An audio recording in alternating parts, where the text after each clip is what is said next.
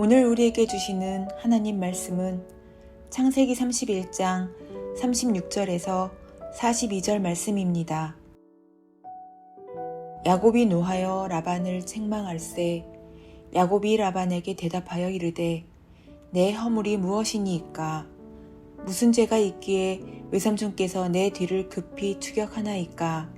외삼촌께서 내 물건을 다 뒤져보셨으니 외삼촌의 집안 물건 중에서 무엇을 찾아내었나이까? 여기 내 형제와 외삼촌의 형제 앞에 그것을 두고 우리 둘 사이에 판단하게 하소서. 내가 이 20년을 외삼촌과 함께 하였거니와 외삼촌의 암양들이나 암 염소들이 낙태하지 아니하였고 또 외삼촌의 양떼의 순양을 내가 먹지 아니하였으며 물려 찢긴 것은 내가 외삼촌에게로 가져가지 아니하고 낮에 도둑을 맞았든지 밤에 도둑을 맞았든지 외삼촌이 그것을 내 손에서 찾았으므로 내가 스스로 그것을 보충하였으며 내가 이와 같이 낮에는 더위와 밤에는 추위를 무릅쓰고 눈 붙일 겨를도 없이 지냈나이다. 내가 외삼촌의 집에 있는 이 20년 동안 외삼촌의 두 딸을 위하여 14년, 외삼촌의 양떼를 위하여 6년을 외삼촌에게 봉사하였거니와 외삼촌께서 내 품삯을 10번이나 바꾸셨으며 우리 아버지의 하나님 아브라함의 하나님 곧 이삭이 경외하는 이가 나와 함께 계시지 아니하셨더라면 외삼촌께서 이제 나를 빈손으로 돌려보내셨으리이다마는 하나님이 내 고난과 내 손의 수고를 보시고 어젯밤에 외삼촌을 책망하셨나이다. 야곱은 과거에 형 에서에게부터 장자의 명분을 사기 위해 에서가 가장 배고픈 순간에 팥죽을 써서 딜에 성공을 했습니다. 아버지에게로부터 장자의 축복을 가로채기 위해 형 에서인 척 위장을 하고 아버지를 속이는 것에 성공했습니다. 그러나 야곱은 형의 원한을 사서 집에 있지 못하고 피신해야 했고 그리고 장자로서 동족을 만나 결혼하고 자녀를 낳아야 했기 때문에 부모님들은 그를 외삼촌이 살고 있는 하란 땅이 있는 밧단 아람으로 가라라고 했습니다. 이 여행은 인간이 계획한 여행이었습니다. 그러나 하나님께서 개입하시고 섭리하시는 여행이었습니다. 야곱의 거짓과 속임수와 게으름을 떨쳐버리게 하시려는 하나님의 목적이 들어 있었습니다. 그러므로 하나님의 참된 장자로 만들어서 다시 돌아오게 하시려는 하나님의 계획이 담겨 있었던 것입니다. 아래에 있는 창세기 31장 38절을 보겠습니다. 내가 이 20년을 외삼촌과 함께 하였거니와 외삼촌의 암양들이나 암염소들이 낙태하지 아니하였고 또 외삼촌의 양떼의 숫양을 내가 먹지 아니하였으며. 여기에 보면 야곱이 라반의 집에서 일한 기간이 20년이었다는 것을 알 수 있습니다. 야곱은 라헬을 아내로 맡기 위해 각각 7년씩 2번이나 라반 밑에서 일해야 했으며 이후에 품꾼으로 또 6년을 더 일을 했던 것입니다. 그러면서 야곱이 라반 밑에서 어떠한 삶을 살았는지를 이제 설명합니다. 첫 번째가 38절에 보면 외삼촌의 암양들이나 암염소들이 낙태하지 아니하였고 라고 했습니다. 둘째는 38절 하반절에 외삼촌의 양떼의 숫양을 내가 먹지 아니하였으며 라고 했습니다. 성실하게 일했다라는 뜻입니다. 셋째는 39절입니다. 물려 찢긴 것은 내가 외삼촌에게로 가져가지 아니하고 라고 했습니다. 넷째는 39절 하반절에 심지어 도둑 맞은 가축이 있으면 야곱은 자신의 것으로 분실한 것을 보충했다. 39절에 보니까 낮에 도둑을 맞았든지 밤에 도둑을 맞았든지 외삼촌이 그것을 내 손에서 찾았으므로 내가 스스로 그것을 보충하였으며 라고 되어 있는 것입니다. 고대에 있었던 법전 가운데 가장 오래된 법전이라고 알려져 있는 함무라비 법전에는 고대 사회에서 농업과 목축업이 얼마나 중요한 경제 수단이었는가를 보여줍니다. 사람들은 각자 자기의 소와 양을 직접 쳤지만 부유한 사람들은 목동을 고용해 가축을 맡기게 됐는데 이때 거기에 따르는 여러 가지 법이 남아있는 것입니다.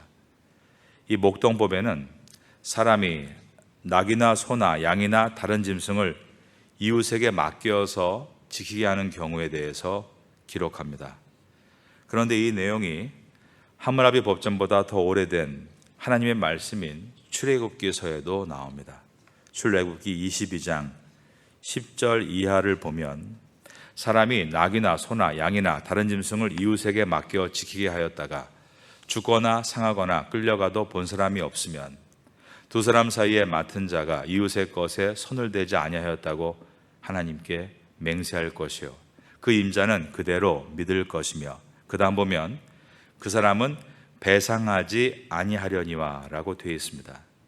그런데 야곱은 라반의 양이 물려 찢겼을 때든 그리고 도둑을 맞았을 때든 모두 다 물어주었다라고 되어 있는 것입니다. 이것은 야곱이 정직했다는 것을 보여주고 있습니다. 거짓말과 사기꾼의 기질이 있었던 이 야곱은 완전히 다 그 물이 빠지고 정직한 사람으로 변해 있었습니다. 그리고 야곱은 성실한 사람으로 변해 있었습니다. 40절을 봅니다. 내가 이와 같이 낮에는 더위와 밤에는 추위를 무릅쓰고 눈 붙일 겨를도 없이 지냈나이다.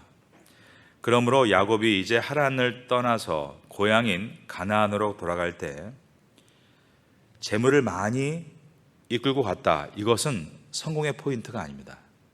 야곱을 그쪽 방향으로 봐서는 안 된다는 것입니다. 야곱이 변한 것이 성공의 포인트입니다. 야곱은 정직함과 성실함으로 변하는 동안에 외삼촌 라반은 야곱을 무려 10번이나 품삯을 바꾸며 고통을 주었다라고 했습니다. 41절입니다. 내가 외삼촌의 집에 있는 이 20년 동안 외삼촌의 두 딸을 위하여 14년, 외삼촌의 양떼를 위하여 6년을 외삼촌에게 봉사하였거니와 외삼촌께서 내 품삯을 10번이나 바꾸셨으며 라반은 야곱에게 그 어떠한 재물도 주려 하지 않았다는 것입니다. 20년 동안 품삯을 10번이나 바꾸었다는 것은 처음에 라헬과의 결혼을 빌미로 지참금조로 7년을 빼앗고 사기 결혼을 성사시킨 다음에 또다시 7년을 빼앗고 그리고 나머지 6년 기간 동안에도 자주자주 수시로 야곱을 향해서 거짓과 사기를 일삼았다라는 뜻입니다. 그런데 어떻게 됐습니까? 야곱이 떠나려고 하자 마지막에 라반이 한 번 더 야곱을 붙잡으면서 품삯을 또 정하자고 합니다. 다시 속이려는 것입니다. 야곱은 얼룩이 있거나 점박이가 되어 있는 그런 가축이 태어나면 다 제 것이 되게 해주십시오라고 말합니다. 그러자 라반은 좋다라고 하고 무엇을 했습니까? 얼룩에 점박이가 있는 가축을 단 한 마리도 예외 없이 아들들에게 맡겨서 야곱과 3일 길을 떨어지게 저 멀리에 두었다는 것입니다. 예전과 같이 또 공짜로 야곱의 노동력을 착취하고 그에게는 한 푼도 주지 않으려고 했던 것입니다. 하지만 야곱이 만난 이러한 고난을 통해서 야곱은 훈련받으며 하나님의 축복의 통로가 될 수 있는 이스라엘이 되어가고 있었습니다. 이것이 핵심 포인트입니다. 창세기는 4명의 족장 아브라함과 이삭과 야곱과 요셉을 얘기할 때 이것을 놓치지 않습니다. 아브라함은 자녀가 없는 고통을 통해서 믿음으로 사는 법을 익혔고 이삭은 우물을 덮는 고통을 통해서 우물은 자가수가 아닌 공용수가 되어야 함을 익혔고 야곱은 삼촌 라반의 거짓과 사기를 통해 하나님의 사람은 정직과 성실함으로 살아야 함을 익혔고 요셉은 형들의 미움으로 애굽에 팔리고 종살이를 하고 감옥살이를 했지만 그럼에도 불구하고 비전을 끝까지 놓치지 않을 때 승리함을 익힐 수 있었습니다. 이것들은 모두 고난이라는 대학에 입학해서 인내라는 학점을 받음으로 조금도 부족함이 없는 하나님의 사람으로 세움받은 이야기입니다. 너희가 여러 가지 시험을 당하거든 온전히 기쁘게 여기라. 이는 너희 믿음의 시련이 인내를 만들어내는 줄 알미라. 인내를 온전히 이루라. 이는 너희로 온전하고 구비하여 조금도 부족함이 없게 하려 함이라.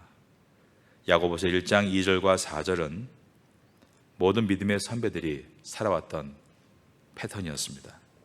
고난이란 대학에 입학해서 인내라는 학점을 잘 이수함으로 조금도 부족함이 없는 하나님의 사람으로 세움받아 사명을 감당했던 것입니다. 우리는 억울한 일을 당할 때 그 억울한 일에만 마음을 쏟습니다. 억울하게 만든 사람에게만 분노합니다. 그래서 시간을 허비하는 것입니다. 정말 좋은 의미 있는 하루를 만들었어야 되는데 불평하고 원망하는 것으로 시간을 허비했더니 내장도 다 망가지고 스트레스로 머리는 아프고 그로 인한 기력 상실로 가정을 잘 돌보지 못하고 내가 해야 될 일들을 하지 못하는 일들, 그러한 과거가 우리에게 있었다라면 우리는 오늘 이 하나님의 말씀을 통하여서 고난이란 대학에 입학을 했다면 인내란 학점을 잘 이수해서 조금도 부족함이 없는 하나님의 사람으로 준비되어 주 앞에 쓰임받아야 한다는 것을 기억해야 합니다. 하나님은 나를 훈련시키시고 나를 발전시키셔서 부족함이 없는 사람으로 세우시기 위해서 야곱을 라반에게 보내신 것처럼 나에게도 그러한 라반을 붙여주실 때가 있다라는 것입니다. 우리는 나의 모든 억울함을 하나님께서 풀어주신다는 믿음을 잊지 말아야 됩니다. 시편 72편 4절에 보면 그가 가난한 백성의 억울함을 풀어주며 궁핍한 자의 자손을 구원하며 압박하는 자를 꺾으리로다. 하나님께서 억울함과 모든 분통을 풀어주신다라는 것을 잊어서는 안 되는 것입니다. 야곱도 그렇게 하나님께서 풀어주셨습니다. 42절입니다. 우리 아버지 하나님, 아브라함의 하나님 곧 이삭이 경외하는 이가 나와 함께 계시지 아니하셨더라면 외삼촌께서 이제 나를 빈손으로 돌려보내셨으리다마는 하나님이 내 고난과 내 손의 수고를 보시고 어젯밤에 외삼촌을 책망하셨나이다. 그러므로 우리는 어제의 억울함은 하나님께 맡기고 오늘 내가 해야 될 일들에 대해서 잘 연단받고 강건하게 회복되는 것이 가장 좋은 것임을 기억해야 합니다. 콩 심은 데 콩 나고 팥 심은 데 팥 난다라는 말이 있습니다.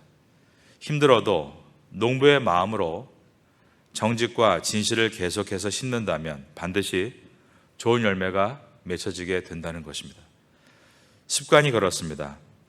좋은 습관은 우리에게 아름다운 인생을 선물로 주게 될 것입니다. 이 새벽에 나와서 예배를 드리는 습관, 아침에 묵상을 하는 습관, 작은 것이지만 하루에 내가 얻은 말씀 가운데 한 가지라도 실천하겠다라는 습관, 감사의 노트를 만들어 감사를 하는 습관, 좋은 습관 때문에 시간이 조금 소모되는 것 같고 또 재정에 손해가 일어나는 것 같고 몸에 피곤함이 일어나는 것 같지만 콩 심은 데 콩 나고 팥 심은 데 팥 난다는 것을 잊지 말아야 됩니다. 인생의 끝자락에 반드시 야곱과 같이 조금도 부족함이 없는 주님의 사람으로 준비되는 은혜가 기다리고 있을 것이기 때문입니다. 창세기를 지나면서 이러한 은혜를 여러분 마음속에 담게 되시기를 예수님의 이름으로 축원합니다.